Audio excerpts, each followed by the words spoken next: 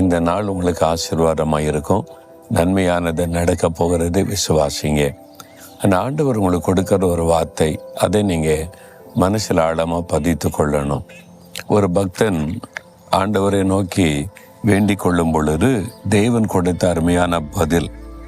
32ஆம் சங்கீதம் 8வது வசனம், நான் உனக்கு போதித்து நீ நடக்க வேண்டிய வழியை உனக்கு காண்பிப்பேன், உன்மேல் என் கண்ணை வைத்து உனக்கு ஆலோசனை சொல்லுவேன் அப்படின்னு ஆண்டவர் சொல்றார்.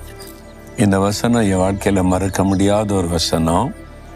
அது மாத்திர கிட்டத்தட்ட அடிக்கடி நான் ஜெபத்தில் பயன்படுத்துகிற ஒரு வசனம்.